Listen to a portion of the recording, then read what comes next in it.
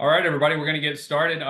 Really appreciate everyone joining today. We've got some really awesome turnout, and we've got a really awesome lineup for NAA webinar this month. This is kind of a unique NAA webinar because we decided, because it was such an important topic, to open it up free to the public. So I want to give a little bit of an introduction. You may not, typically our webinars are for NAA members only, and we'll hope that you get a lot of value out of this and maybe consider joining us as well as an official member of our organization in the future, if you're not already. But just to let you know, the National Aquaculture Association is the big umbrella. So we're the trade association that represents the voice of farmers all around the country and all commodity types. So we do our best to advocate at the federal level and with federal agencies to provide a farmer voice and advocate for policies that move the needle for aquaculture in the United States. So just want to read a little bit of an intro for the Regional Aquaculture Center report and then give an introduction to our team that worked on this. And then we'll hand it over to Dr. Carol Engel to start off the presentation. Before I get into just the introduction and the actual nuts and bolts of this, just want to let you know everybody's on mute for right now and video's off. Feel free to use the chat box anytime throughout the presentation to enter questions into the Q&A. And as soon as Dr. Engel finishes her presentation, we're going to turn it over and just have an open discussion. And then as well, we can do raise hand feature and allow you to speak as well at the end once we start that panel discussion. So the National Aquaculture Association recognizes applied agriculture research as being absolutely essential to the success of farmers to achieve the best animal and plant care, efficient production methods, and sustainable products while meeting and exceeding ever-increasing regulatory restrictions. So as you're going to learn today, the 5 regional aquaculture centers have contributed significantly to the meeting our society's needs and goals of being stewards of the land, water, plants, and animals. We're very excited 3 years ago to get an invitation from the National Institute of Food and Agriculture to organize a regional aquaculture center programmatic review. As noted in the review, the centers are one of the nation's best kept secrets, and we hope that they will be less so going forward. So we are really honored by the commitment of the RAC review team, Carol Engel, Gary Fornshell, who are joining us today, John Hargraves, and Gary Jensen, to conduct and write an independent, constructive review and analysis of the RACs. Their collective experience, insights, and knowledge are unmatched in the United States. When invited to engage in this work, they immediately recognized, as we did, the scope and complexity of the task at hand, and they have met and exceeded this challenge. So the wisdom of Congress to create the 5 regional aquaculture centers in 1987 is more than reinforced in the review, as you're going to hear from the presentation and discussion today. The National Aquaculture Association has worked closely with Congress to include in the Senate Agriculture Committee Farm Bill an increase in the funding authorization for the centers.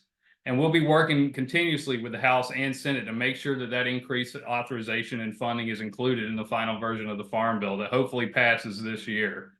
So we are also looking forward to working with the host institutions, the centers themselves, the National Institute for Food and Agriculture, and Congress to ensure the next 40 years surpass the achievements and benefits that the last 40 years have yielded to the country for the self-sufficient production of farm seafood, bait, aquarium, and recreational fish products. So hold on one second. I'm going to switch over, just share my screen for a quick presentation slide. So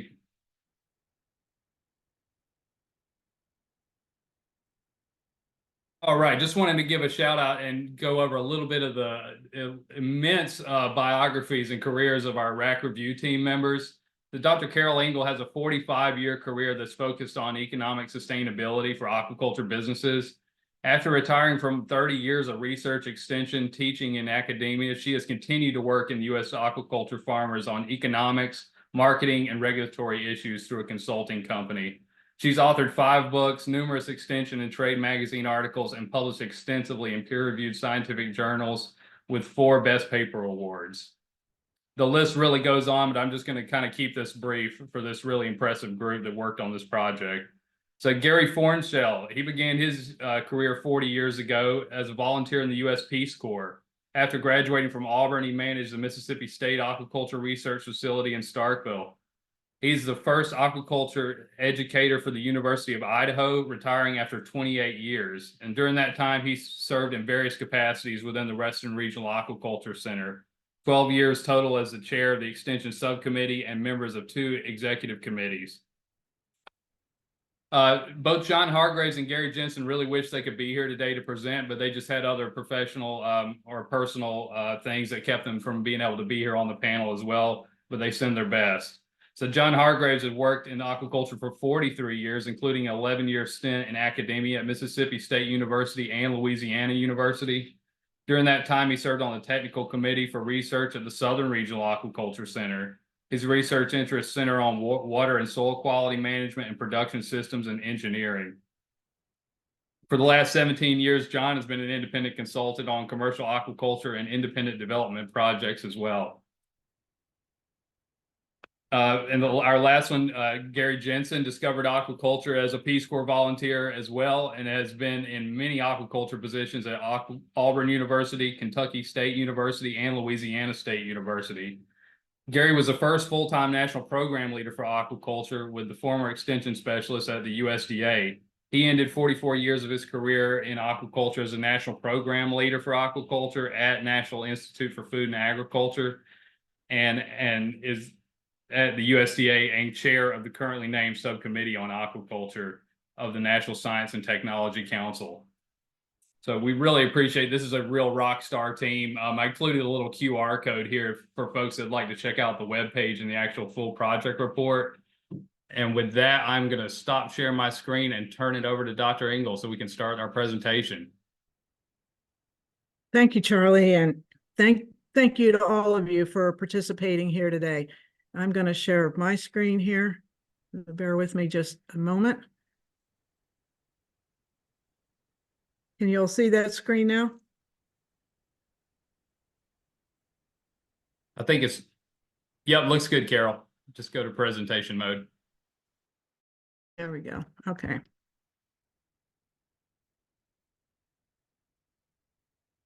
All right. Well, again, thank you for being here. I'm speaking obviously on behalf of the review team. And what I intend to do is to provide a very brief overview of the key findings, recommendations, and suggestions. There are a lot of details in the report itself, and I encourage you to download it. I especially encourage you to look at the tables at the very back of suggestions, especially those of you involved with various RAC committees, because there are many details that we won't have time to cover here today. Just a little background in the event that some folks on the call are not very familiar with the RAC program. The RAC program was first funded in 1987, 37 years ago. It consists of 5 regional centers. You can see the mission statement at the top, the complete official mission statement. But essentially, the mission of the RAC program is to enhance profitable U.S. aquaculture production through research, but not only research, also through development, demonstration, education, and extension to help advance profitable aquaculture in the United States. As you might imagine, the RACs are all different in many ways because of the differences in the region, in the aquaculture industry, and in the research and extension capacity. But there is a common generalized structure for the RACs. Each RAC is governed by a board of directors.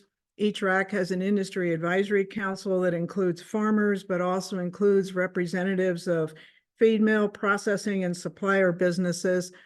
Then there's a technical committee that includes research scientists and extension scientists. And at the same time, the leadership of those different committees then come together in the executive committee. And there's an administrative office that includes the director and 1 or more administrative staff in each RAC. Some of the specifics differ, but the general structure is common across the various RACs. Now, I thought maybe a little bit of additional context for where the RACs came from. The concept of advancing aquaculture and promoting aquaculture through policy is grounded in the National Aquaculture Act of 1980 that I'm sure most of you are familiar with. As part of that National Aquaculture Act, that act included the implementation of the National Aquaculture Development Plan. And so to authorize and to provide a vehicle for the National Aquaculture Development Plan, the 1981 Farm Bill authorized the RACs at a level of $7.5 million. And I'm sure all of you know that an authorization is not the same thing as an appropriation.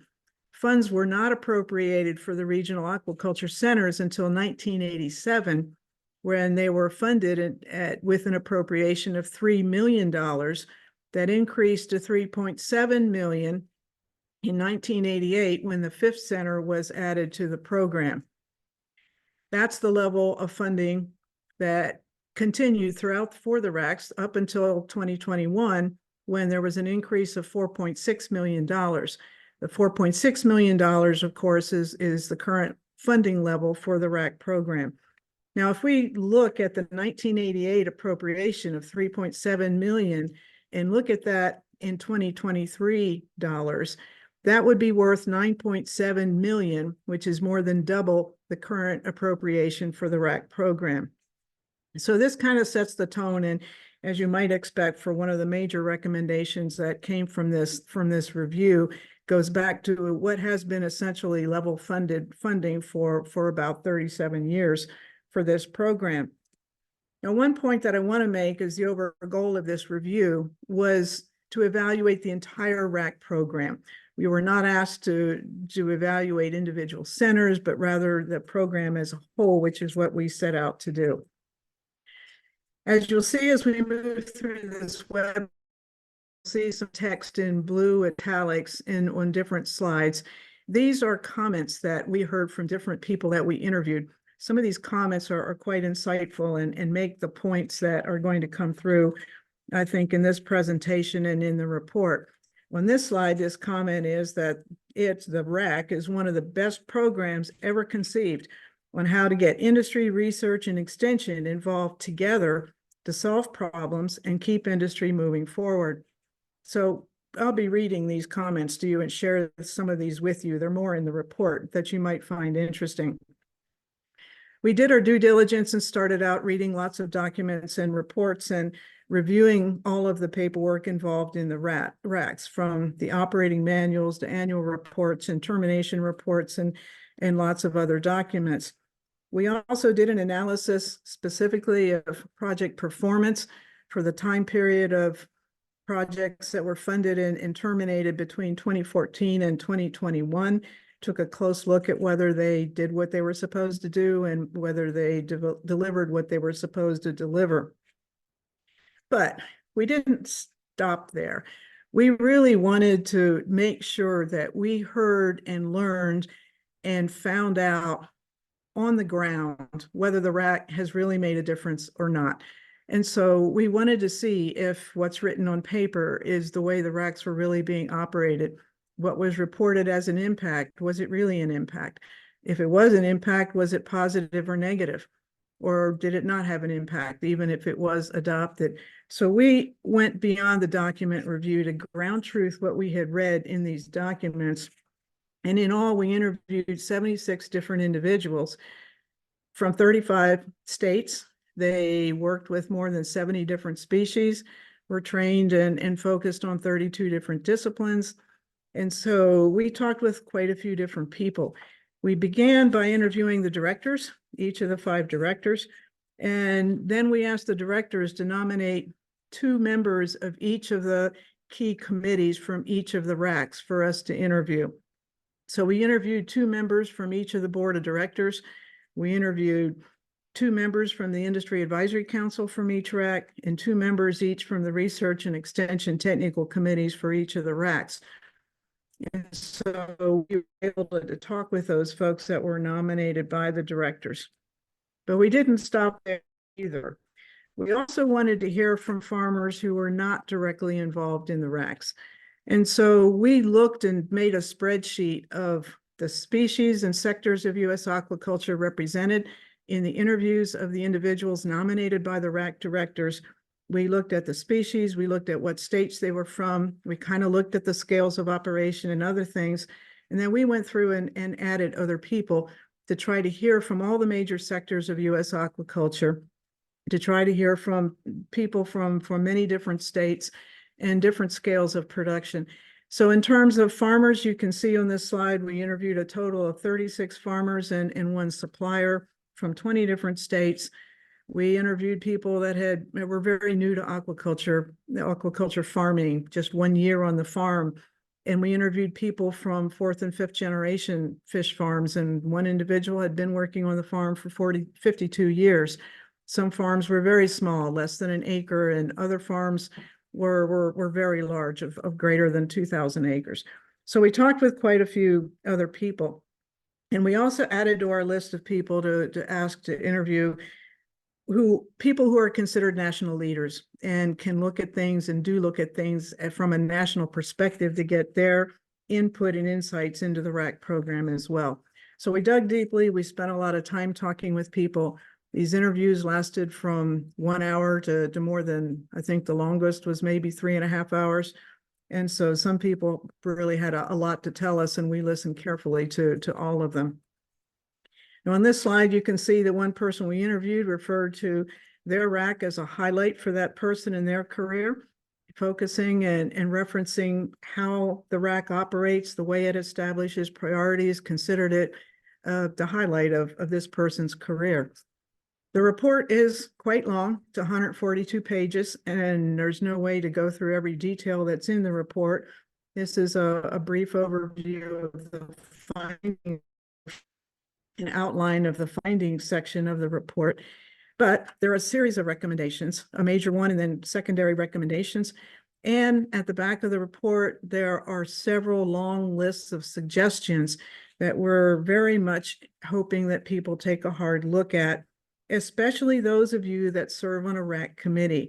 We would like to urge you on those committees to engage in some virtual discussions about these suggestions and think about the ones that would be most critical and most important for your RAC for you to follow up on, and have discussions about how these can be implemented within your RAC. Now let's look at some of the findings. When we put it all together and added up all the different entities that have participated in RAC projects, in this exercise, we went back to the inception, 1987, up to 2020, and from all the documents we could find of the 618 projects funded over that time period, we added up all the entities involved, the universities, the states, territories, and everyone involved officially in those projects. There were more than 170 entities involved, both a lot of universities, as you would expect, but both 1862 and 1890 land-grant universities, as well as non-land grant universities. There were NGOs who were involved, private companies, state and federal agencies. All in all, the people listed as PIs and co-PIs on these projects represented 55 states and territories. Don't forget about the Pacific Island area that has a number of different territories and countries, and the Virgin Islands, 45 different subject matters. We counted up over 1,200 participants who were PIs or co-PIs, not counting other people that were involved in these projects along the way. Really a pretty impressive breadth, scope, and reach of a program that really isn't funded very well. We also heard many comments about how the RAC program is quite unique.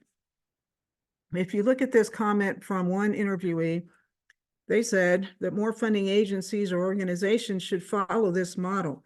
The photo is of a RAC meeting where farmers and researchers and extension people come together and talk about the priorities for their particular region and talk about what needs to be done and what are the solutions to it.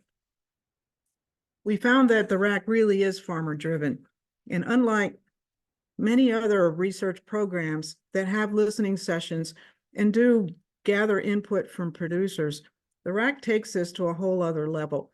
The degree of interaction among farmers, researchers, and extension people goes way beyond just setting priorities. Farmers are involved in reviewing proposals. They participate on the projects. In many cases, they provide oversight of the projects, and they're involved in every way. We did find strong support for the fact that the RACs are really organized and deliver their applied research programs through multi-state interdisciplinary collaborations. We heard about the challenges of the requirement for multi-state projects, but most people who mentioned it as a challenge also went on to say that it's an incredible strength to learn to work with people from other states and other disciplines, and the bonds and networks that are formed in doing so are just incredibly valuable and help get the work done. At the end of the day, the RAC is about solving farmer-identified problems through applied research, and as you'll see through some examples, we found a lot of evidence to support this, that it's really happening on the ground. Now, perhaps a photo illustrates the RAC approach. This particular photo includes a farmer, research folks, and extension personnel. They're all in the field working on a particular RAC project. And I think what's really interesting about this is unless you know some of the individuals involved, there's just no way to tell who's the researcher, who are the researchers, who are the extension people, who the farmer is. There's no way to tell if you're just trying to make a guess. Kind of shows that when you work together in the field, you learn to work across these boundaries between farmers and research and extension people, and get together, get to know each other, and learn how to work together, and all be focused on solving some important problems for the region. Now, one of the key findings, as you've already heard, really, and it came through from the very beginning of our interviews and the process of this, is that the RAC program is dramatically underfunded.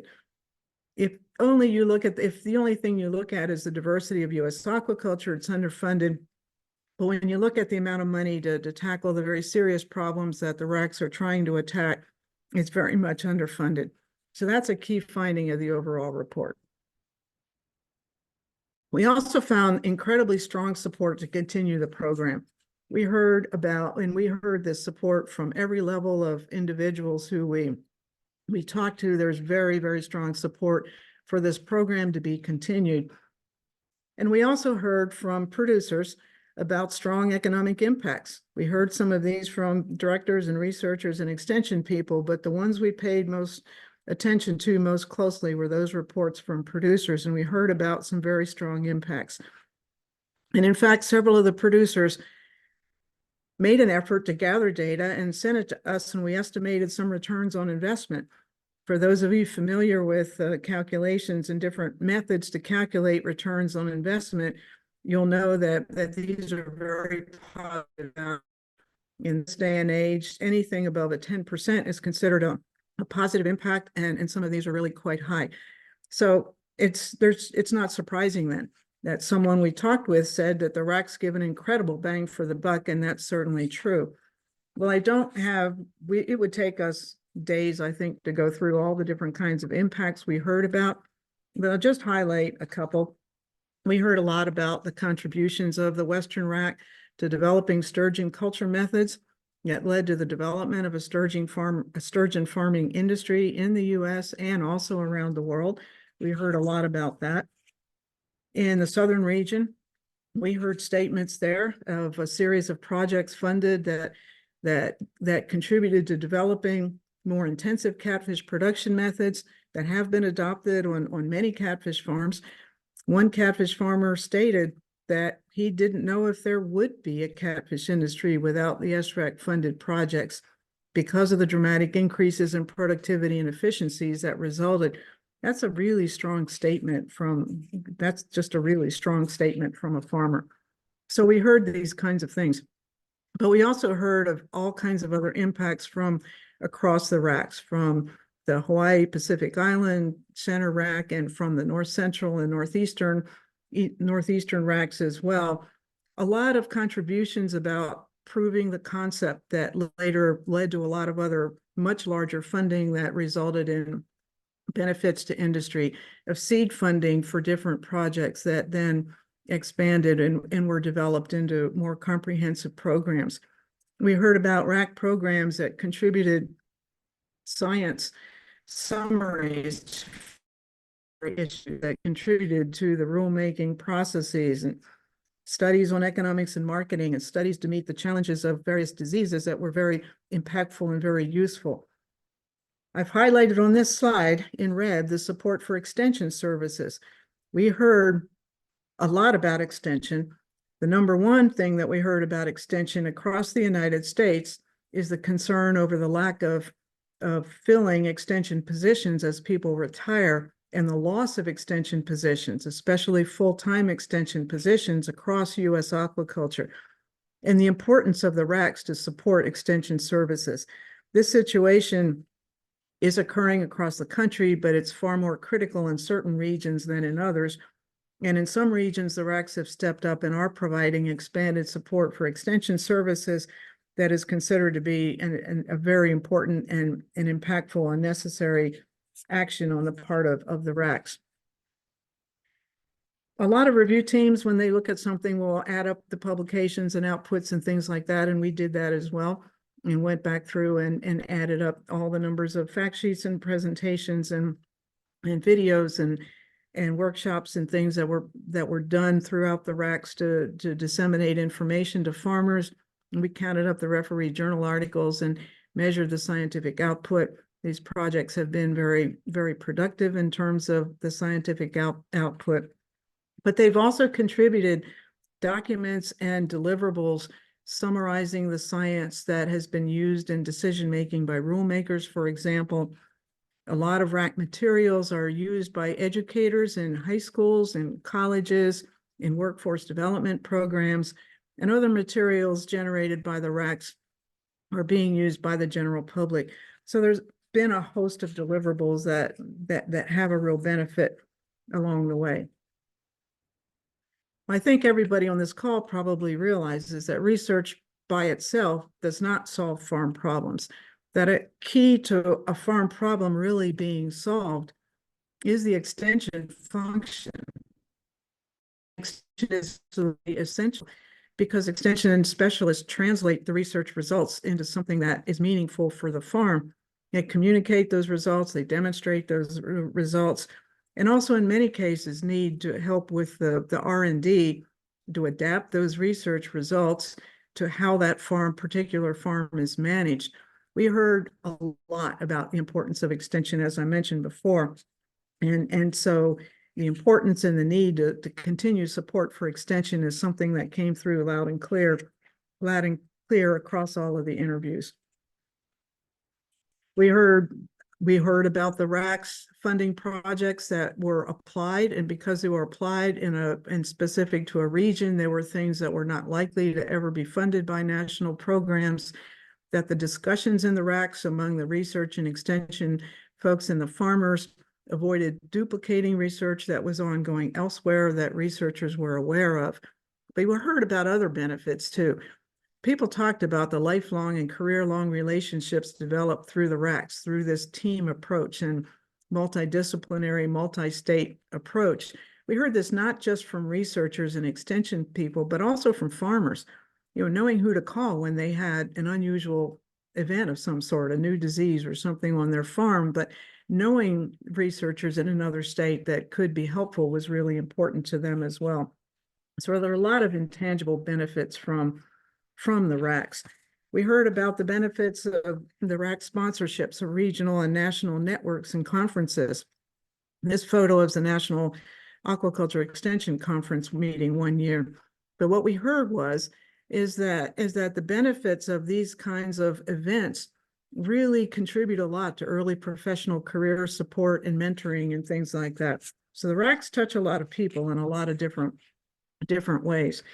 They essentially are private, because every project funded has a private partner, and then it has publicly funded research and extension people working together between farmers, researchers, and extension people, and working across disciplines as well.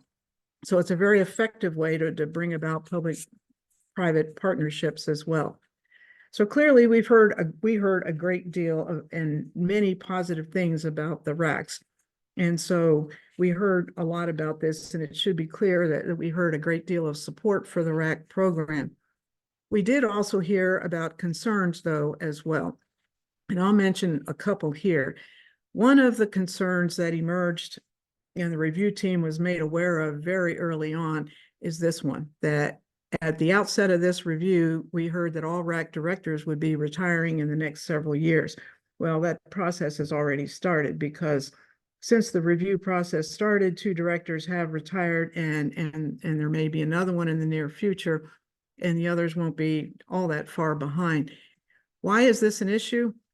The RAC is not a typical grant funding program. It's unique, as I've mentioned, but that uniqueness poses challenges, especially for the leader, especially for the director.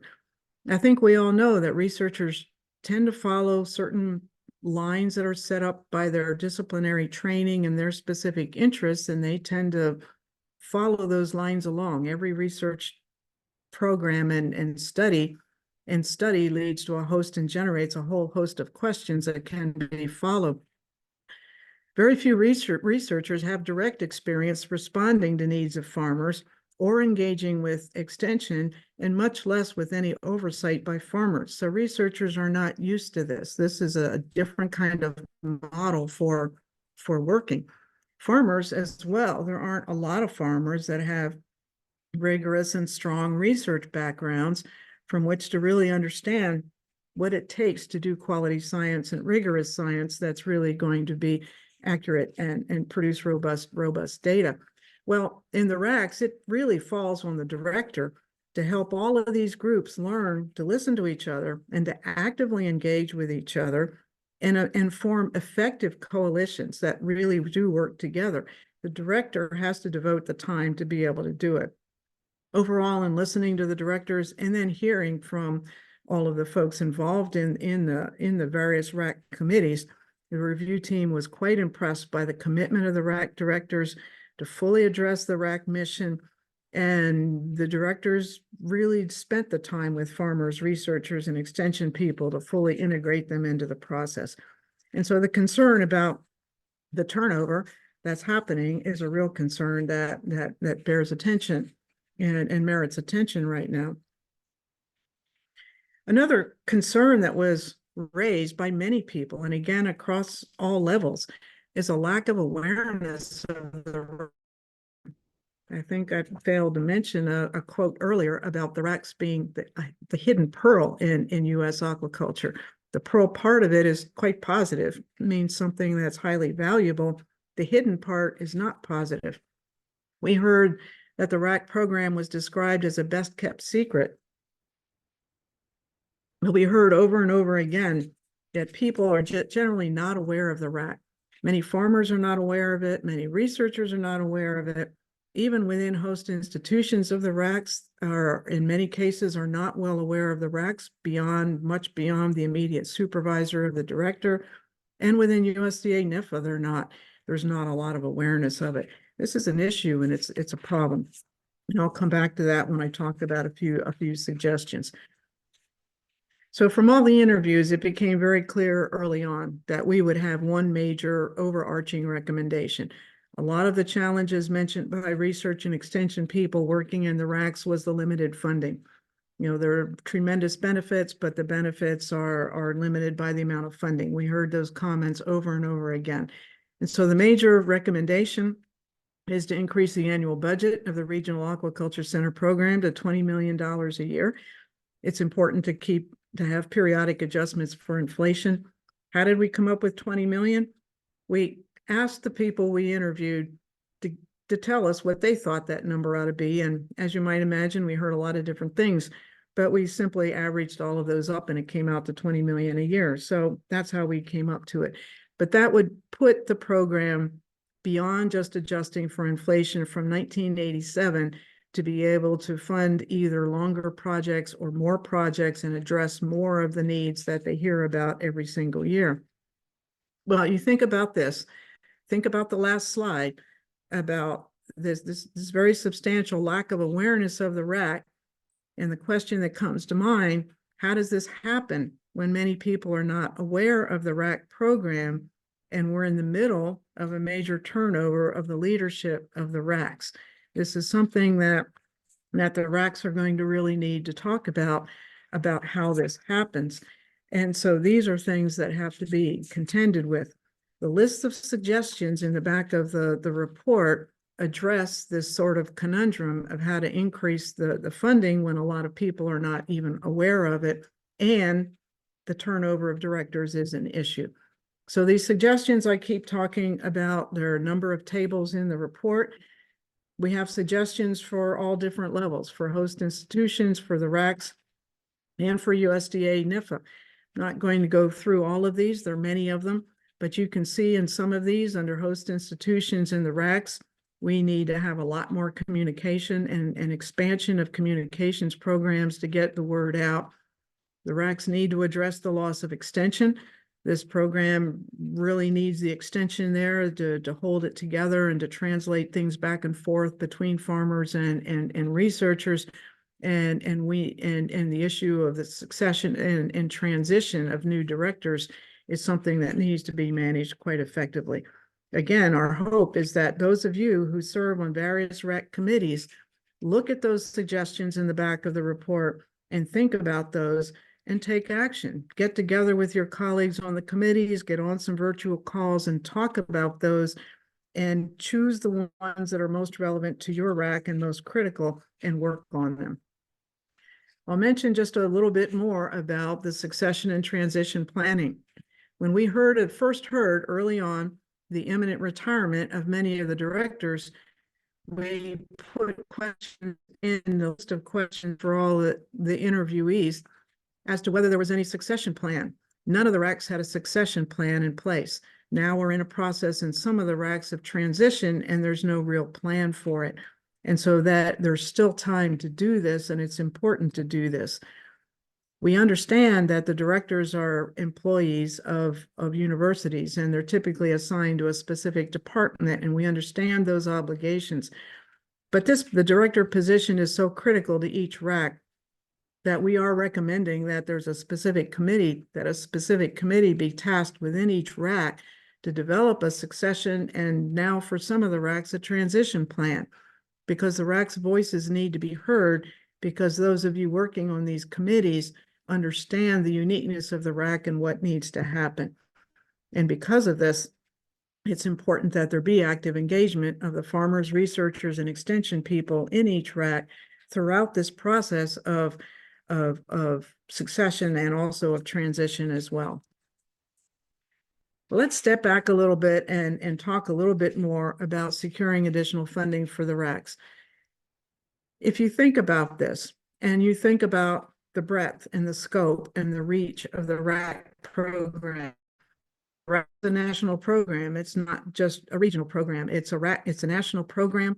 It touches in some kind of way 55 different states and territories across the United States. I went through before this presentation and sort of added up all the different people listed on all the different committees of all of the RACs across the US, and there's several hundred people right now serving on committees within the RACs altogether, representing roughly 50 different institutions. That's a tremendous structure, and that's a tremendous breadth of strength and power that could be mobilized to address the need for greater financial and other support. We think the key is to organize across the RACs to raise awareness of what the RACs are doing, because it is a hidden pearl. It's a pearl, but a hidden one. It's a best kept secret. The report has extensive tables of suggestions for this, but we think a good starting point is to develop and implement a coordinated inter-RAC advocacy plan to seek increased funding, getting people together across the RACs. One person we talked with suggested that a visioning document could be very useful that talks about what aquaculture in the US could really be and lays out a pathway to achieving it. There's another part of the structure of the RAC that I haven't talked about, but it's there and could be very helpful in this process. It's the National Coordinating Council that includes a representative of each RAC along with NIFA, and is charged from its inception to be a liaison with the subcommittee on aquaculture, and to be a liaison and to work with NIFA and to inform other agencies in Washington and the White House and Congress what's going on in the RACs, what the accomplishments are, what the projects are, and that sort of thing. So the structure is there to put these things in place. There's a substantial need to really raise the awareness of what's going on through communications. We heard from everybody that there needs to be an expanded communications program across the RACs. The RACs generate the content for this. Project results are reported every year. New projects are funded periodically. Highlights are written and reported every year to NIFA. There are plenty of success stories that we heard about within the RACs. Farmers who participate in the RACs could be spotlighted. There are lots of publications coming out of all sorts, from fact sheets to the scientific journal articles. And there's also something else that the RAC produces that's not being communicated. In every prioritization session within a RAC, a list of needs of important problems is developed by the industry group, but only the top 3 or 4 are funded because of lack of funding, and the rest go unfunded. Those could be communicated on a regular basis to other funding entities. But this communications really needs to be far and wide. Everybody involved in the RAC ought to be posting these things on whatever social media platform they're using. The host institutions should engage their official communications people with official press releases of all of this kind of content that is coming out and produced now across the RACs. So to kind of summarize everything, in the end, what is the outlook of the RAC? It really comes down to this critical need for increased funding. It really comes down to that. The challenges and opportunities of U.S. aquaculture are ever present. They're not going to go away, and there are new ones emerging all the time. The RAC model is proven. It has proven its value in each region in the process and the structure and how it goes about its business. There's a lot of merit and a lot of impact has been generated. But the RACs need to do a better job of telling their story. One producer made this a statement very similar to this, that we'd be happy to amplify the story, but the RACs need to tell their story. We can't tell their story because the people who are involved in the RACs need to do that. But the RACs can also come together to take joint action across the RACs. It was really interesting to me personally that we heard a lot of interest among board of director members from different RACs of being able to visit other universities and being able to see other facilities and to engage with board members of other RACs. We heard the same from farmers who were curious about what kind of research was being done where they are. We heard about it from the technical committee as well. So there's a lot of interest in joint action across the RACs, but it's time to act on it, and it's time to act on it in a more coordinated way. And with some planning, the structure is there and the people are there and the content is there. It's a matter of really making it happen. I'd like to close this now with just a couple of other interview comments. We had one university administrator we interviewed who said, I wish I had 10 more centers like the RAC that this person was involved with. He said he holds it up as a model. The impacts are proven. It's a great way to meet stakeholder needs, and he wished he had 10 more like the RACs. The other one on this slide is a little more somber, of an individual who said that they're scared to think of what aquaculture in the U.S. would be like if they hadn't had the RACs. It's a little more somber, but it's a pretty powerful kind of a statement. So the full report is available at the National Aquaculture Association website. The link is there. And at this time, before we open up the floor for questions, I'd like to ask Gary Fornshell, my review team colleague, to make any additional comments that he would like to make. Thanks, Carol. And I'll keep this brief so we can get to the questions. But the one thing that really stood out for us and came across all levels of the folks that we interviewed was the intangible benefit, the importance and value of the personal relationships that were created through the RAC process. And the unique structure of the RACs have led to extensive partnerships and networks and friendships that have contributed to the success of the RAC funded projects to the benefit of aquaculture farmers, across the United States.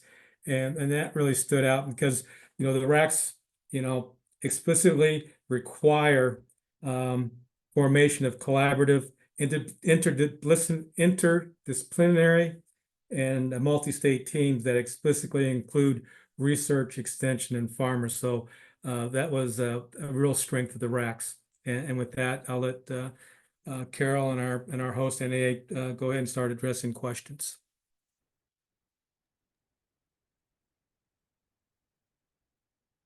All right, Carol, that was a great presentation. Thank you so much, and Gary as well.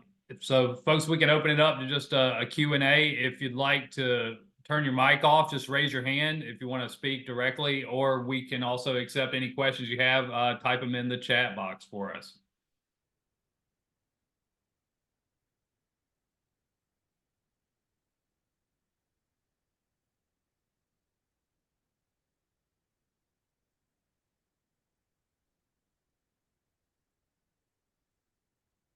Hey, Tony, I see you have your question. There you go.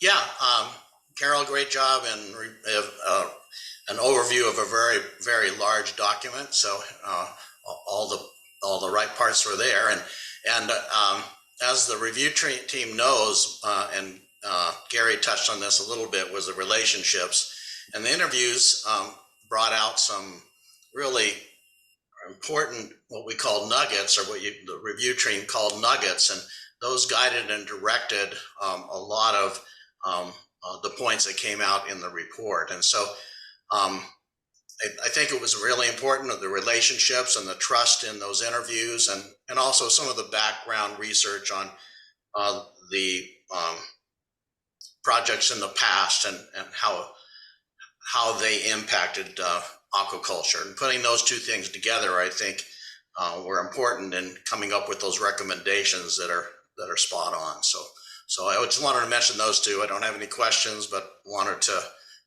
just bring that out. Great job, and those nuggets were awesome. They were just really something to behold. Every interview had a nugget or two in there. There weren't any of them that didn't, and it was pretty amazing. So anyway, great job, you guys.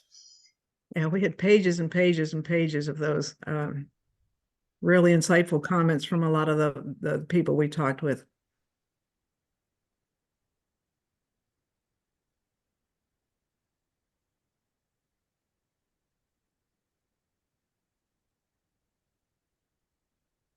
Darian, did you have your hand up?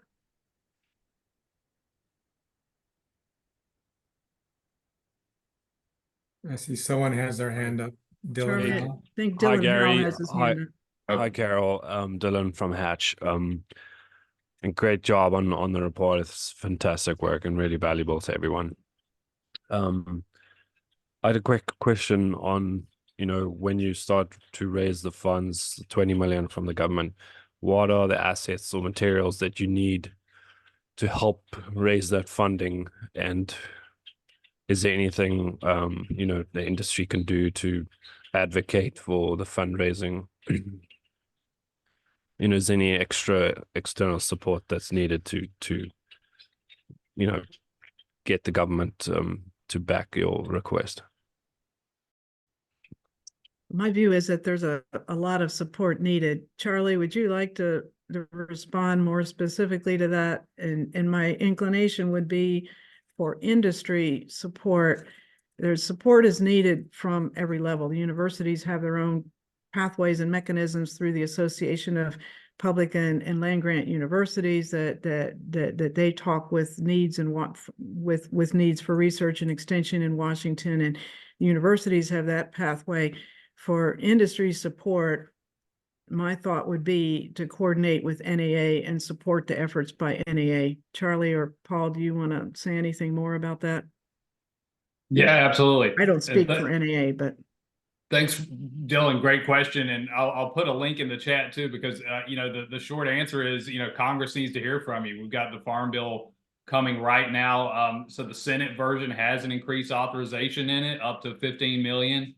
That's not funding, but it is that authorization increase, which is a step in the right direction. So use this report that we produced and the webpage as a resource, and get out there and let people know about the RACs, and contact your House and Senate members and get them to help support the inclusion of the authorization increase in the Farm Bill.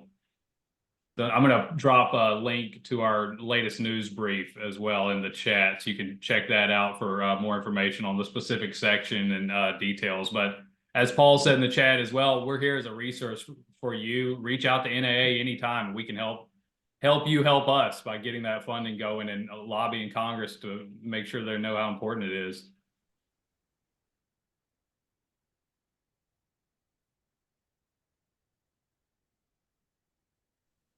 John, I'm gonna, let's see, unmute you right now.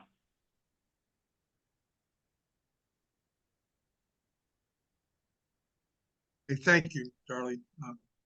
Carol, I was drawn to your comments about a need for a vision or some kind of a futuring exercise for the RACs, and I could see that as being very appropriate right now with so much change in the industry. There are a number of approaches to that, and I was wondering if if someone could put their heads together and come up with a recommendation of a process that would suit the RAC structure and the RAC situation, I think that would be a very valuable exercise for the RACs to go to spend some time on.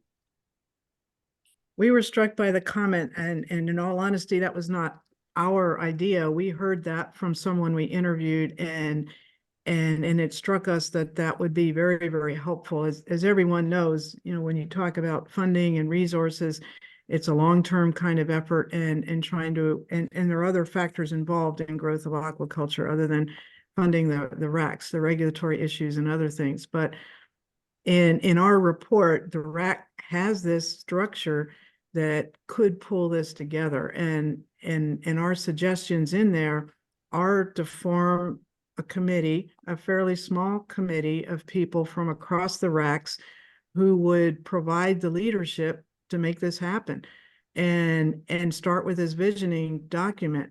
And if the committee would be pulled together, you know, could pull that together and frame what it would look like to answer those questions that you're talking about. I think it takes a group effort, and it would take several people from different coasts and different industry sectors, but maybe some research and extension folks as well. But that's our suggestion, is for the RACs to take the lead in that and form that committee and charge them with deadlines of pulling something like this together for U.S. aquaculture. Thank you.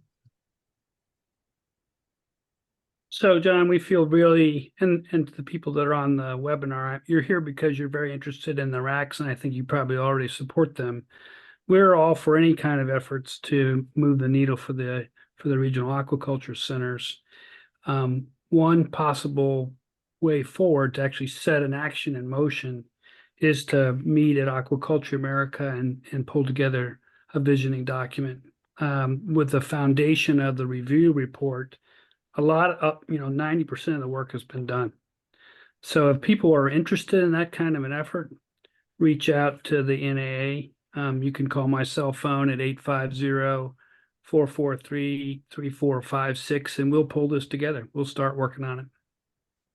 And to answer the other question, absolutely correct. Reach out to your House member, reach out to your senators.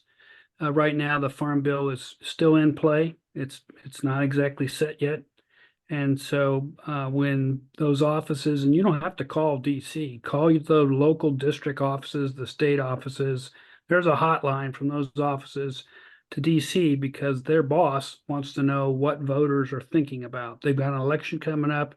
They're really focused on satisfying the concerns of their constituents. We can provide you with talking points. We can provide you with a one-pager if you're going to go to Congress, or provide something to staff. Just reach out to us. We'll do anything we can to move this needle. Thank you.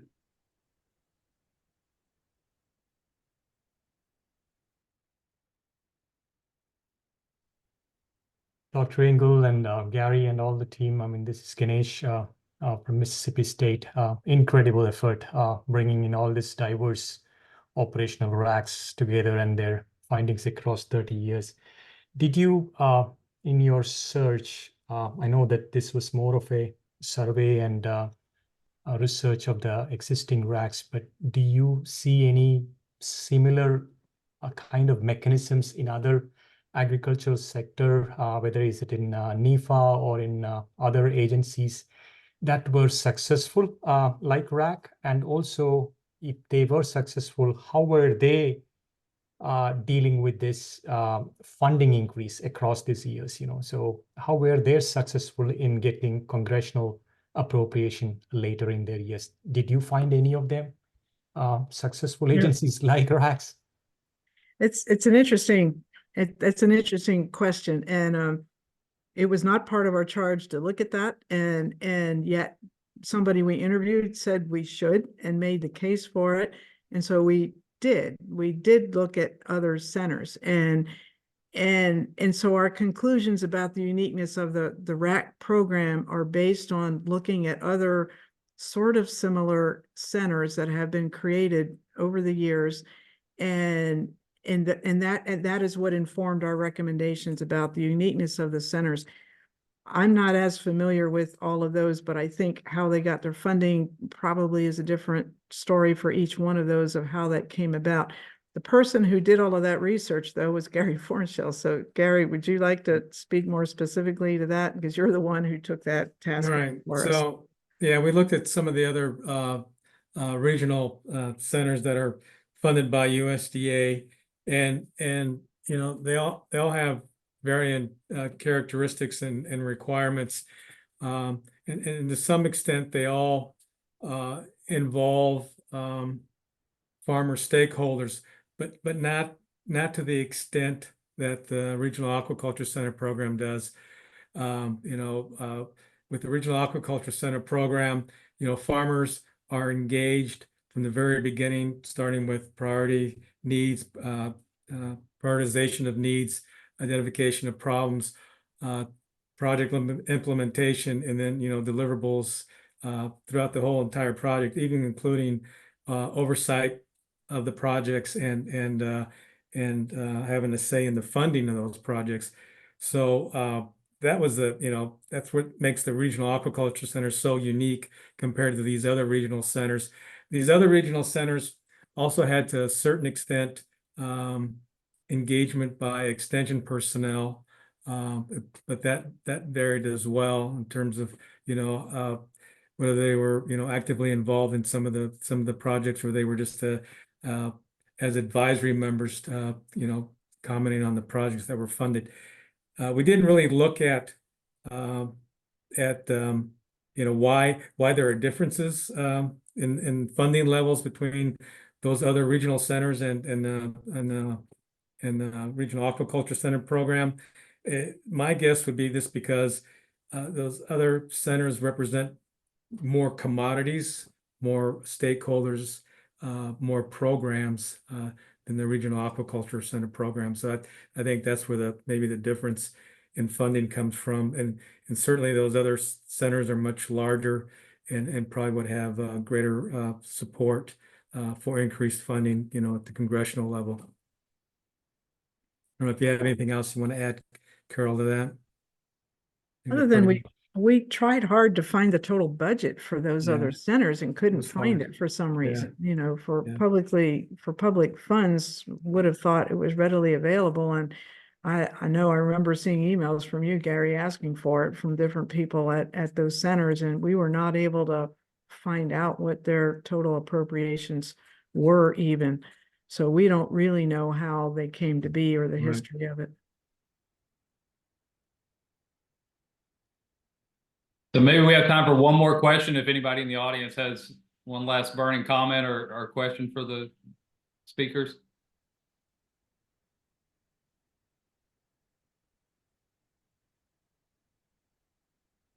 All right, Dylan, go ahead. Yeah, sorry, thanks, man. Look, I'm not American, but I have a big passion for aquaculture here, and I'm still kind of learning the industry. I would love to know which association is responsible for marketing aquaculture grown seafood in America and pushing that demand to support the supply. So is there any group, individual, or team that's really taking that core responsibility? So at one time, the Department of Commerce had a big seafood marketing program, and it was dismantled several decades ago.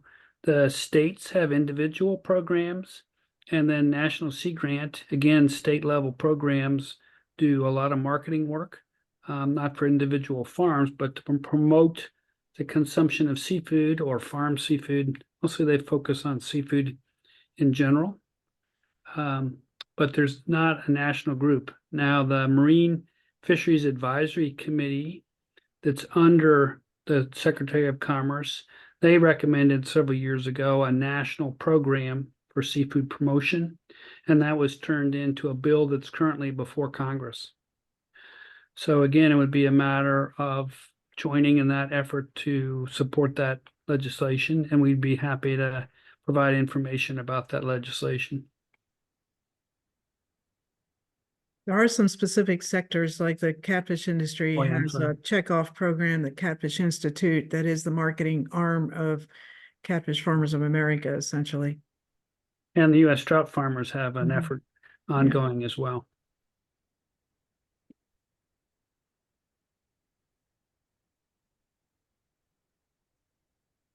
I think we'll close the webinar with that. So just want to say thanks a lot to Carol and Gary for your time today and this, this great work that was done for this report. It's really impressive. Thanks for everybody for attending today. Reach out to National Aquaculture Association anytime if we can help. Please consider joining. If you're not already a member, we accept affiliate members from, public servants and students, extension agents, as well as, of course, farmers and suppliers. So we'd love to hear from you. And again, we'd also like to thank YSI. Reach out to Matt Smith we appreciate them sponsoring our webinar today. So thanks, everyone. Hope you have a great weekend. Thank you, Charlie. Okay. Bye, everybody. Thank you. Goodbye.